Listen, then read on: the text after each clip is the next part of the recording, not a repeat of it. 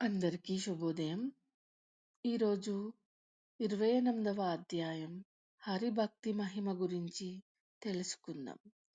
చక్రమునకు దుర్వాసునకు మధ్యలో నిలిచిన అంబరీషుడు చక్రంతో, ఓ సుదర్శనమా, నాయందు దయ ఉంచి ఈ తపస్సంపన్నుడైన పరాయణుడైన దుర్వాసుని ఏమి చేయకు.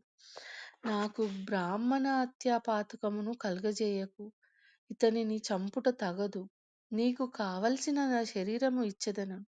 నీవు హరి యొక్క ఆయుధము కనుక నాకు దైవంతో సమానము. ఈ బ్రాహ్మణుని విడిని ఎడల నాతో యుద్ధం చేసి తర్వాత ఈ బ్రాహ్మణుని వద్దకు వెళ్ళు. నిన్ను నేను యాచించను. యాచన రాజధర్మము కాదు. నీవు అజేయుడవు. యుద్ధంలో విజయము నీదే. కాని నీకు దాసోహమని వీర అక్షరములను విడవలేను. నీకు హరిచేతియందు నివసించు కోరికయున్న ఎడల శరణాగతుడై ఈ బ్రాహ్మణుని విడువుము. చక్రము అంబరీషునితో, రాజా, నాకు అడ్డు తొలగుము. నా ధర్మాన్ని నిర్వర్తించని. నేను మధు కైటభకులను చంపాను. ఎవరి వల్ల కాదు అనుకున్న వారందరినీ చంపాను. దుర్వాసుడు శంకర బ్రహ్మల యొక్క రూపము. అయినను తన విచక్షణ కోల్పోయి సామాన్య మానవుడు అయ్యాడు. ఇతను క్షమార్హుడు కాదు.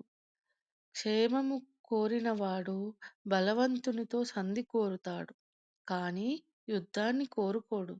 ఈ విషయంలో నీది మూర్ఖత్వము. నాతో యుద్ధంలో నీవు ఓడుట ఖాయము.